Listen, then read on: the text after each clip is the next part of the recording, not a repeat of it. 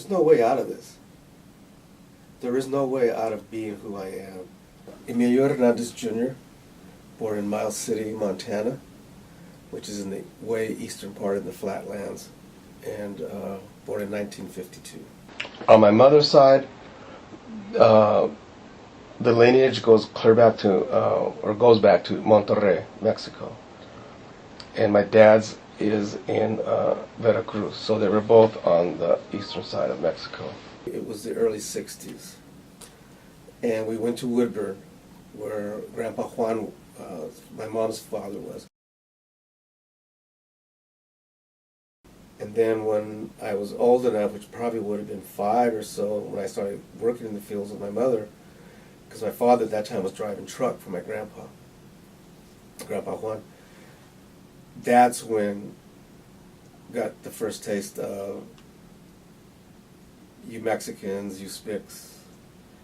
I vividly remember the first fight. Just angry, just probably let out all those 3 years of school there. And I had got into a fight with two of the biggest kids in the class. One of them called me a nigger and the other one called me a Spic. Teacher came out, and it was the principal actually, and he even said, "Is this all you Spics do is fight? Why am I so different than everybody else here?" And that whole racial transition that young people go through, young kids that are in poverty and then come from areas that they've been transposed to places that just are out of realm for them. That inner anger of why am I who I am? Why can't I be like you? It wasn't an issue of why can't I be accepted as I am. It was more of that issue of being a white person. That transformation of your own race, wanting to forget who you were and what you are, and all of your language and all of that stuff was totally negative. And so it was really an angry time, and a lot of the teachers didn't care. They didn't know what to do with this. Well, me, because I was the first one in school out of the 6 of us. For me, what happened was that I started getting these allergies where my fingers would swell up, and it wouldn't go down. So I wasn't able to do a lot of work. So my grandfather gave me another job of working behind the trucks and helping them load the crates up. And I was too little to really do that even. And I wasn't going to wear gloves, because the only people who wore gloves was the women. And so there was no way in hell I was going to put on those plastic gloves that they wore. But at the same time, taping up your fingers and trying to keep that all away did not help the healing any. And so doing that, I knew that I wasn't going to be able to continue doing that, because I was causing my parents a lot of problems financially. So Fats, we call him Fats, his name was Terry, because he was fast. I nicknamed him Fats and it stuck. Said, well, let's just start a band. Well, we didn't have any skill sets at all, other than the school band. And so we tried out for the school band, and Fats didn't want to do that. And then the lead singer and myself tried out for the band, and I wanted to play the saxophone. And the music teacher told me that I didn't have the right teeth to play saxophone.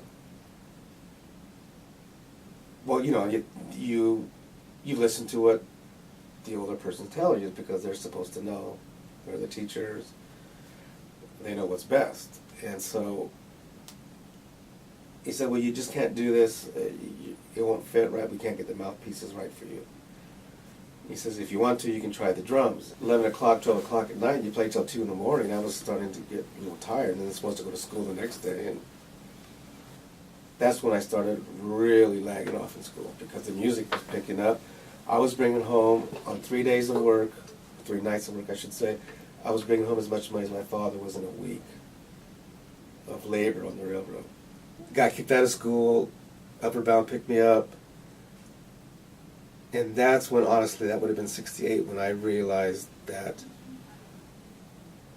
I was a Mexican and I was a Chicano, and that's when it all changed to the next phase. It was a federally funded program through the War and Poverty programs. The Johnson administration started in '67 based on the fact that campuses wanted to diversify what was happening. They wanted to get the ghettos and the barrios settled down. They didn't want any more Watts riots. They didn't want any more Atlantis. So Johnson developed these programs for schools to pick students that they saw as potential.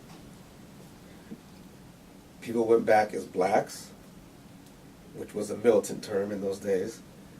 I went back as a Chicano, which was way militant, even within my own family, not my direct family, not my family, but my grandmother's, some of my uncles. Indians went back as natives.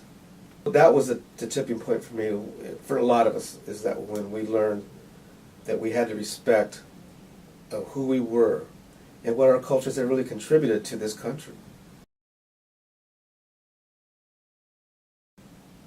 And so once again, being what I considered at that point for myself in a safe zone where you think music is something you go to, listen to, enjoy, and race, whatever, doesn't play a card in it. Well, it played a card in it big time. Just as much as it did in the fields, as much as it did in the classroom. Things in my life had always changed. Nothing was ever constant. I didn't have all the toys that they had. I didn't have all the shoes, all that shit. And music was my way out of that. And so my friends were all saying, well, now you turned into this Chicano, they couldn't even say it right, person, and now you don't even like us, you don't want to talk to us, you're not one of us. And I said, I never was one of you. I never was. And you guys didn't want to accept me for what I am. So I tied up with black bands out here in the valley. 7, 8-piece bands, horn sections, and my career just soared. It was just great. But then we got into a whole nother realm of racism. Race against race. It was blacks not wanting to have a brown person in the black band. Why don't you hire a black drummer? The Latinos saying, what are you playing with a black band for? We need a good drummer in this Latino band over here.